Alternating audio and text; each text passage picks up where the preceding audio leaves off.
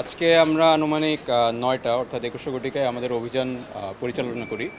অভিযান পরিচালনা করার মূল উদ্দেশ্য ছিল আমরা বিগত কয়েকদিন ধরে অনেক অভিযোগ পাচ্ছিলাম যে টাইগার বার নামক একটা প্রতিষ্ঠানে বিপুল পরিমাণে অবৈধ বিদেশি মদ তারা বিপণন করছে এবং যার কোনো লাইসেন্স নাই।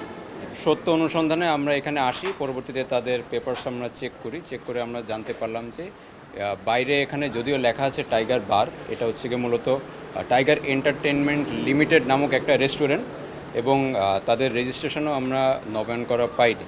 পরবর্তীতে রেস্টুরেন্টের যেসব নির্ধারিত মাদক তার থেকে আমরা অনেক বেশি বিদেশি মদ এবং বিয়ার উদ্ধার করি। একই সাথে যে রেস্টুরেন্টের লেআউট থাকার কথা আইনিভাবে, সেই লেআউট বহির্ভূত আমরা কিছু গোপন ওয়্যারহাউস পাই। গোপন ওয়্যারহাউস থেকে আমরা অনুমোদিত যেসব মাদক থাকার কথা তার থেকে অনেক বেশি মাদক জব্দ করি। বর্তমানে আমাদের অভিযান চলমান, এটা আমাদের কাউন্টিং শেষে আমরা বলতে পারবো। আমরা এখানে সর্বমোট 4 জনকে গ্রেপ্তার করি, যেখানে মূলত ম্যানেজার, ক্যাশিয়ার এবং এখানের যে স্টোর মেইনটেনার ছিল তাদেরকে আমরা গ্রেপ্তার করি। কিছুক্ষণের মধ্যেই আমরা এই মাদক কাউন্ট করে তাদেরকে পুলিশের কাছে হস্তান্তর করে দিই। তাদের 2টি পেপার আমরা পেয়েছি। আমরা প্রায় 1 ঘন্টা যাবৎ তাদের মালিকের সাথে যোগাযোগ করার চেষ্টা করেছি, তারা পালিয়ে যায়। পরবর্তীতে ম্যানেজারকে আমরা সোফার নিচের থেকে উদ্ধার করি, মানে উনিও পলাতক ছিল। ম্যানেজারের সহায়তায় আমরা যেসব কাগজ দেখলাম, ট্রেড লাইসেন্সে এখানে সংস্থাটির নাম লেখা টাইগার এন্টারটেনমেন্ট লিমিটেড, আপনারা বাইরে দেখছেন যে লেখা টাইগার বার, এবং ব্যবসায়ের ধরন লেখা রেস্টুরেন্ট। একইভাবে বার লাইসেন্সেরও একটা বহুত পুরানো কাগজ আছে, যেটাতেও ব্যবসায়ের ধরন বা টাইপ অফ বারে লেখা রেস্টুরেন্ট। রেস্টুরেন্টের নির্ধারিত যেসব মাদক থাকার কথা এবং যেসব মানে অ্যামাউন্টের থাকার কথা, আমরা তার থেকে অনেক বেশি মাদক পাই, যার কারণে এগুলো জব্দ করে আমরা থানায় হস্তান্তর করব। এটা শুধু অনুমোদন না, তার চালান রসিদ থাকতে হবে, কাস্টমস থেকে এটার করটা দিতে হবে।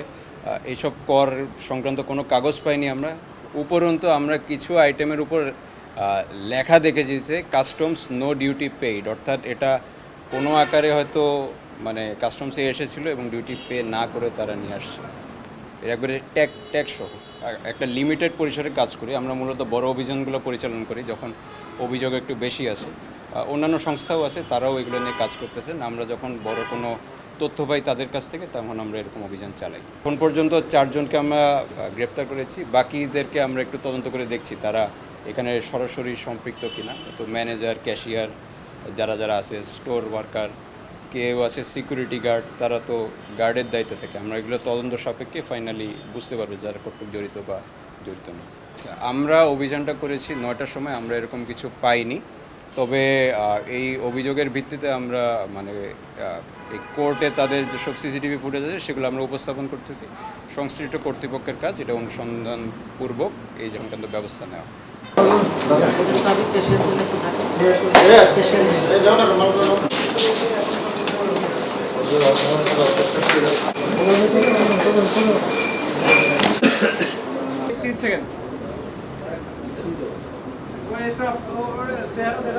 একটু সোজা করে